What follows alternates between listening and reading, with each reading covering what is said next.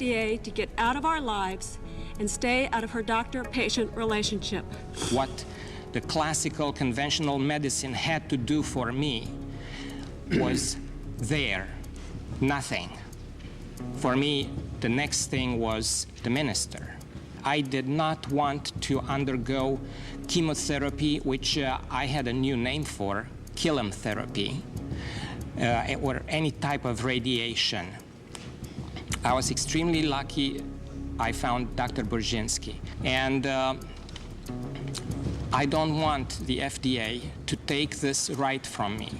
I came 18 years ago from communist Romania, and the tyrannous dictator Ceausescu never stopped a doctor from treating anybody.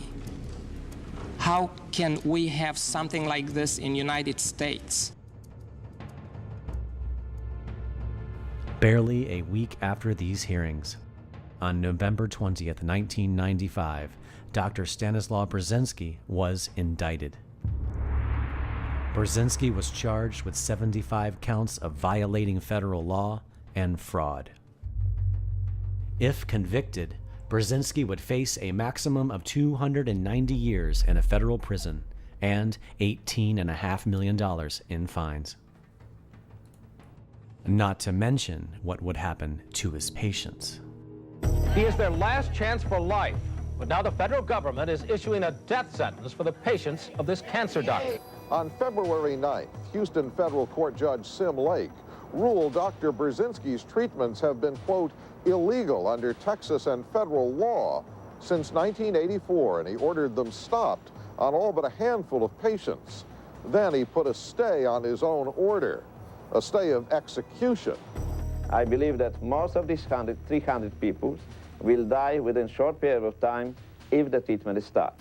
In 1996, not only did scores of Dr. Burzynski's patients return to Washington, D.C. to protest his indictment, but many of them testified again before another congressional hearing headed by Congressman Joe Barton. Our first witness is Marianne Canary, is that correct? Yes, that's correct. From Aurora, Minnesota. This is Dustin Canary, and he is on Dr. Burzynski's anti-neoplastic treatment. This is my husband, Jack Canary. Now, in February of 1994, our lives were drastically changed. My son, Dustin, was only 2.5 years old at the time. He was diagnosed with a brain tumor the size of a golf ball. The surgeon removed 75% of his tumor, and the remaining 25% was diagnosed from a biopsy as a malignant, very aggressive medulloblastoma brain tumor, one of the most deadly forms of brain cancer. The doctors told us Dustin had only a few months to live. The first treatment offered us was radiation, but the radiation doctor told us that at his young age, Dustin would become a vegetable, and it would only extend his life for maybe a few months. The next doctor wanted us to enroll Dustin in a experimental chemotherapy, which was highly toxic. The side effects would include hearing loss,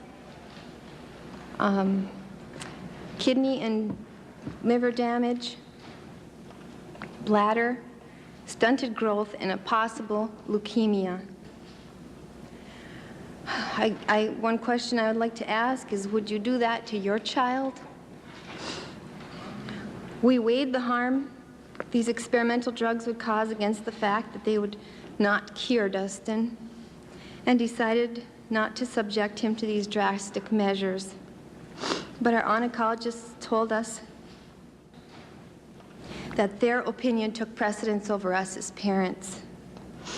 This put added stress to the already stressful situation we were in. In April of 1994, we visited Dr. Stanislaw Burzynski in Houston. Dr. Burzynski made us no promises, but said that he often had very good results with brain tumors. At worst, it would not hurt Dustin, and it offered the best hope and a longer quality of life. An MRI 6 weeks after we started Dr. Burzynski's treatment revealed no tumor. We were very overjoyed.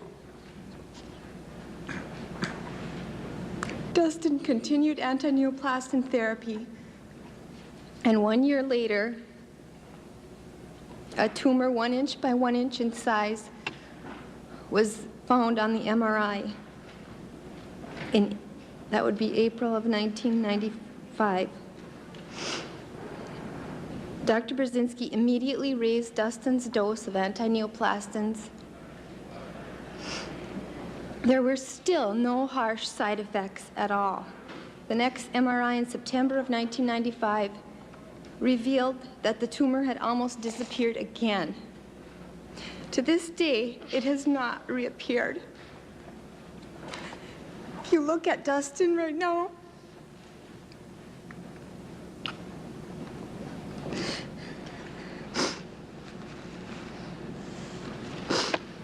he is a happy, healthy 4-year-old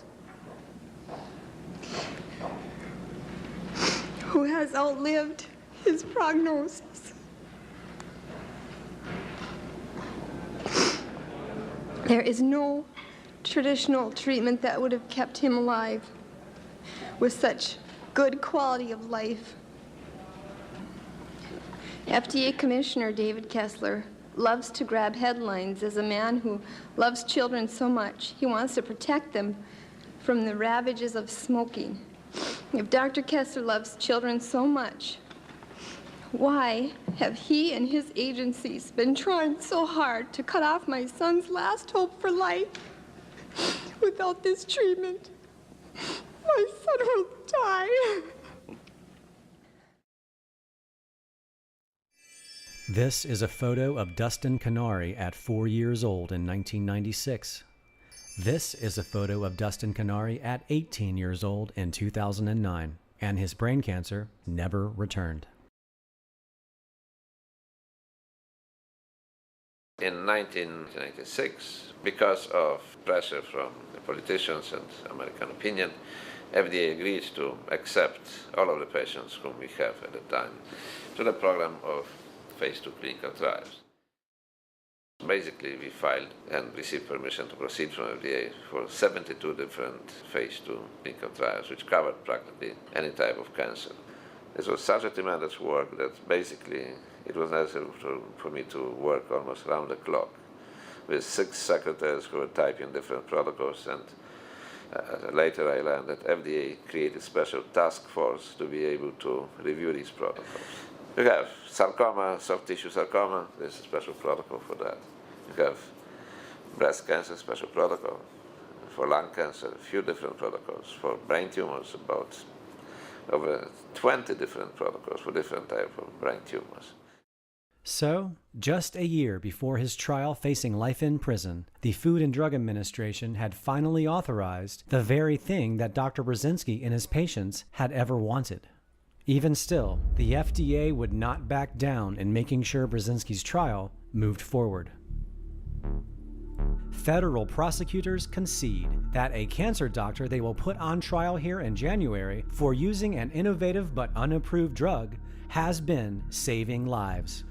The prosecution marks the first time the FDA has tried to jail a scientist for using a drug on which he is conducting FDA-authorized clinical trials. In a pretrial motion, Assistant U.S. Attorney Mike Clark objected to a defense request for the jury to visit the chemical plant where Dr. Burzynski manufactures anti-neoplaston. The jury visit request is a thinly veiled effort to expose the jury to the specter of Dr. Burzynski in his act of saving lives. Whether anti-neoplaston does or does not work is not an issue, and the jury should not be asked to decide the question. He added that if the issue comes up at trial, it would be an irrelevant, emotional, prejudicial, and misleading concern. The issue of whether anti-neoplastons work may not even come up during the trial. The judge says that's not relevant, but the defense contends that's exactly the point, that what was done in developing the drug and administering it was done to save lives. This trial cost the American taxpayer $60 million, while costing Dr. Burzynski over $2.2 million. $700,000 of Burzynski's legal defense was raised primarily by Dr. Julian Whitaker through his newsletter, Health and Healing. After Dr. Whitaker wrote of the plight and injustice being done to Dr. Burzynski, his readers sent in close to 18,000 checks in small donations for Burzynski's legal defense. The trial is expected to last about 2 months. The jury will then decide whether Burzynski is a fraud or a medical pioneer. On March 4th, 1997, due to a deadlocked jury, the judge declared a mistrial. And after saying the government had not presented sufficient evidence, he ordered that Dr. Burzynski be acquitted of nearly half of the 75 counts. You voted to acquit? To acquit, absolutely. Not guilty. Not guilty. I voted for acquittal. I voted my mind and my heart. I do not believe that Dr. Burzynski is a criminal. And I had voted to acquit. But the FDA was still not backing down. They took Dr. Burzynski to trial again. Though, after apparently accepting the absurdity of their case, on May 19th, the FDA suddenly dropped 40 of the 41 remaining charges. The FDA's facade in trying to convince the world that Burzynski was a criminal was completely unraveling. Even the jurors who voted not guilty in the first case took time off of work to join the patient's protest in front of the courthouse during the second case. I am appalled at the Food and Drug Administration and their actions. We're here today basically to protest the witch hunt that's going on by the FDA. We have to stick together and really support these patients that are suffering, not only health-wise, but having to come down here to make a stand against the FDA. Please don't waste my money abusing the system to make sure that you maintain your power. The jury spent about 3 hours deliberating this house of cards, leaving Burzynski acquitted of the final charge. Every one of Dr. Burzynski's patients now, every future Burzynski patient is and will be on a clinical trial. There were many patients who would like to testify in our behalf and convince the jury and the judge that without the treatment they will die. But the judge did not admit any statements which could show that the treatment is effective. The judge did not allow the jury to visit our facility where we produce medicine. They were trying to keep it away from the jury. If this information will be presented to the jurors, then this trial would be finished very quickly. And that's what the jurors told us, because after the trial we talked to the jurors, and they were shocked that such information about the treatment, which is saving the life of a patient, was not presented to them. And I was sick listening to the lies of prosecutors from U.S. attorneys. It was not necessary for them to do it. They could tell the truth. They represented the biggest power, but they still were doing this all the time. So they were trying to do it a sneaky way. And that's what is horrible, okay? That's what should be exposed, because I think the United States deserves better.